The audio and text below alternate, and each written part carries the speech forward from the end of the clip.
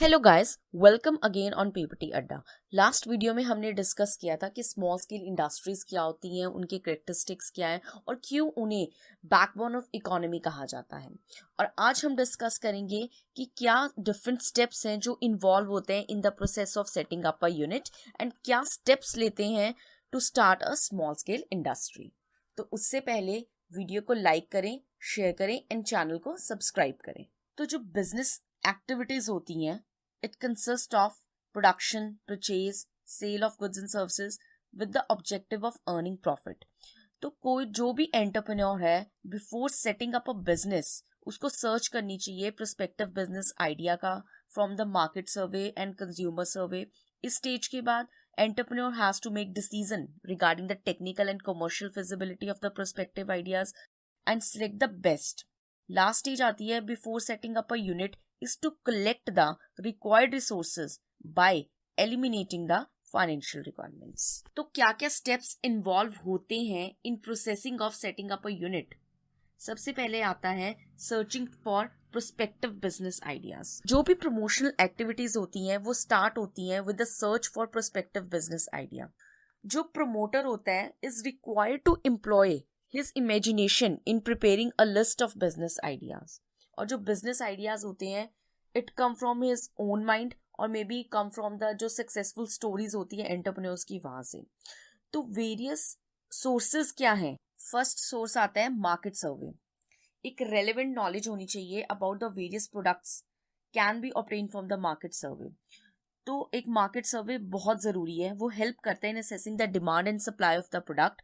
while conducting the market survey, one has to consider the expert advice of salesmen, dealers हो गया, advertising हो गया, agencies होगी and the commercial consultant. Second source आता है consumer सर्वे।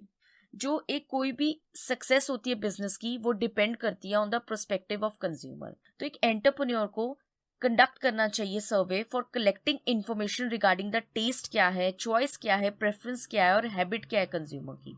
Even test marketing भी वो कंडक्ट कर सकता है to know about the consumer response regarding the product. ये हेल्प करेगा in evaluating any defects in the product ideas. Next source आता है कीपिंग ट्रैक ऑफ डेवलपमेंट्स। एक प्रोस्पेक्टिव एंटरप्रेन्योर को must keep a close eye on whatever is happening around him, specially concerning with business idea हो गया, new products हो गया, foreign collaborations हो गया, न्यू टेक्नोलॉजी हो गया। इस पर्पस के लिए एंटरप्रेन्योर को हमेशा विजिट करने चाहिए ट्रेड फेयर्स, एग्जीबिशन, ताकि उसको ज्यादा से ज्यादा इंफॉर्मेशन मिले। ये जो ट्रेड फेयर्स हैं ये हेल्प करते हैं एंटरप्रेन्योर्स को कि असेसिंग द मार्केट ट्रेंड्स क्या है, assessing the attitude of competitors क्या है, establishing the personal contact with dealers. Next source है स्क्रूटनाइजिंग प्रोजेक्ट प्रोफाइल्स। जो various government and private agencies होती हैं वो प्रोवाइड करती हैं service regarding the scrutinizing the profiles of various projects, और ये हेल्प करते हैं एंटरप्रेन्योर्स को in making an assessment of technical, financial and the managerial requirements of the project. Next step है processing and selection of idea. इस stage पे entrepreneur जो होता है वो कंडक्ट करता है detailed investigation regarding the feasibility of his idea. For this purpose he has to assure himself regarding the technical and commercial feasibility. Technical feasibility को हम define कर सकते हैं, the project जो होता है हमारा वो technically sound होना चाहिए। That means ये जो process of investigation है ये assure करता है entrepreneur को regarding the availability of required technology and other input requirements. Second आता है इसमें commercial feasibility। ये रेफर कर सकते हैं हम एक डिटेल स्टडी होती है to be carried out to know about the profitability of different business dealers. ये इन्वेस्टिगेशन में इंक्लूड होता है projection about the probable demand कितनी है हमारी, सेल्स वॉल्यूम कितनी है, कॉस्ट ऑफ प्रोडक्शन क्या है, ब्रेक इवन पॉइंट क्या है and profitability expected under different ideas. इस टाइप की इन्वेस्टिगेशन में हम फॉलोइंग फैक्टर्स को कंसिडर कर सकते हैं, जैसे कि डिमांड सप्लाई गैप क्या है, प्रॉफिटेबिलिटी ऑफ प्रोडक्ट क्या है, मार्केटिंग ऑफ प्रोडक्ट क्या है। थर्ड स्टेप आता है कलेक्टिंग रिक्वायर्ड रिसोर्सेज।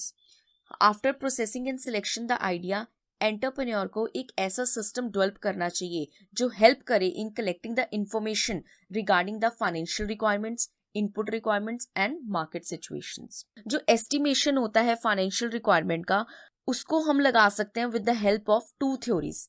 फर्स्ट आती है कॉस्ट थ्योरी एंड सेकंड आती है अर्निंग थ्योरी। कॉस्ट थ्योरी, ये जो थ्योरी होती है ये हेल्प करती है इन एंटरप्रेन्योर को in estimating the financial needs of the organization. According to this theory, जो फंड्स होते हैं are needed for promotion and setting up of a unit and also for mixed, fixed and current asset requirements. ये जो requirements होती हैं इनको हम capitalisation भी कहते हैं। सेकंड होगी अर्निंग थ्योरी। जो अर्निंग थ्योरी होती है ये प्रोवाइड करती है एक reasonable base for calculating the capital requirement. इसको हम कैलकुलेट कर सकते हैं estimated future earnings divided by rate of return on investment into 100। तो अब नेक्स्ट आता है various steps to be taken to start a small scale industry।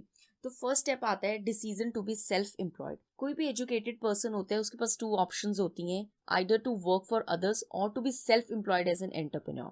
तो ये डिसीजन जो होता है इट्स नॉट वेरी इजी, क्योंकि वेरियस फैक्टर्स जो होते हैं हम कंसिडर करते हैं to take a final decision. तो अगर कोई भी एंटरप्रेन्योर राइट डिसीजन करता है तो उसके पास एक राइट टाइप ऑफ नॉलेज होनी चाहिए, स्किल होना चाहिए, एक्सपीरियंस होना चाहिए एंड एप्टीट्यूड होनी चाहिए। Then this is the best option is to set up his own enterprise.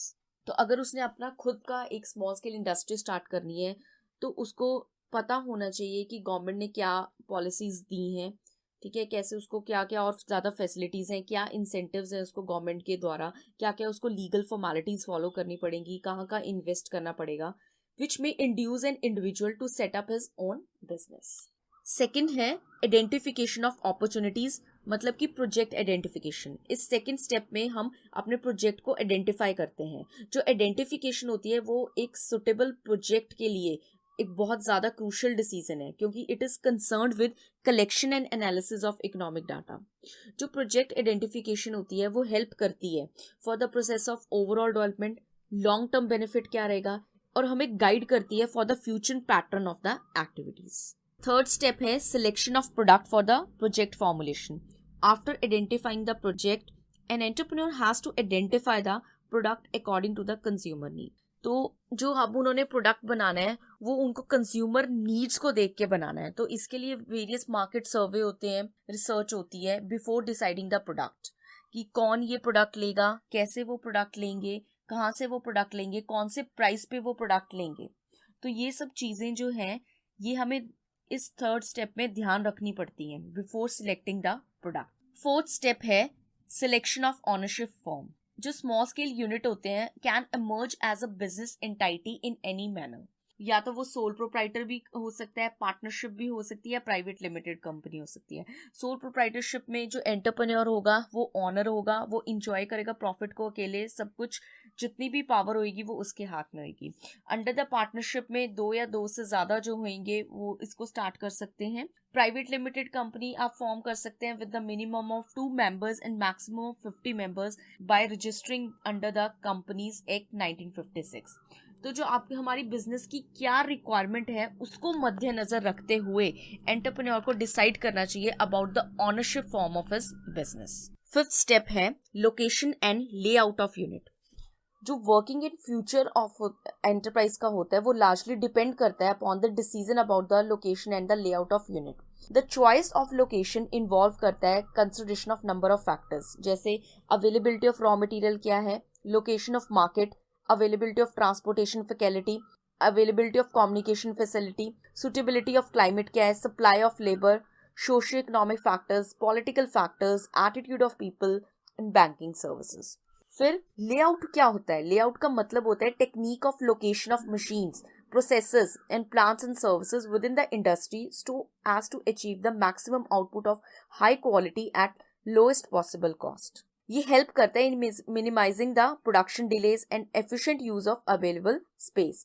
जो एक प्रॉपर लेआउट होता है वो इंश्योर करता है safety regarding the usages of plant.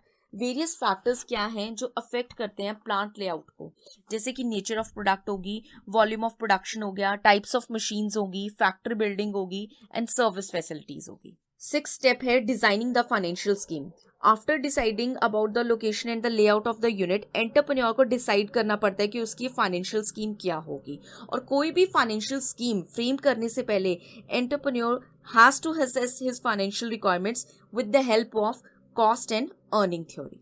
Next step है एक्वायरिंग मैन्युफैक्चरिंग नो हाउ। कई प्रोजेक्ट्स को जो होता है टेक्निकल नो हाउ की ज़रूरत होती है। नो हाउ का मतलब होता है रिलेटेड टू डिज़ाइन, डेवलपमेंट और क्या प्रोडक्शन रहेगी हमारे प्रोडक्ट की। तो सारी जो गवर्नमेंट इंस्टीट्यूशंस हैं, हमारे रिसर्च लेबोरेटरीज हैं और कई कंसल्टेंसी एजेंसीज हैं, वो प्रोवाइड करती हैं मैन्युफैक्चरिंग नो हाउ। तो जो एंटरप्रेन्योर है ही can also obtain foreign technical knowledge subject to the terms and conditions let down by the government of India. Last step है preparation of project report. Project report जो होती है एक written statement है जिसमें ब्रीफ दिया होता है एक्टिविटीज का to be undertaken by the entrepreneur and the statement of projected cash flow. ये रिपोर्ट जो होती है वो क्लैरिफाई करती है एंटरप्रेन्योर को about the various processes which are necessary for setting up a unit. ये रिपोर्ट हेल्प करती है एंटरप्रेन्योर को in advance planning. It is not just a document covering the details in respect of finance. Rather, it is a projection of performance based on the certain assumption. आज का video आपको कैसा लगा हमें comments में ज़रूर लिख के बताएं। वीडियो को लाइक, शेयर एंड चैनल को सब्सक्राइब करें।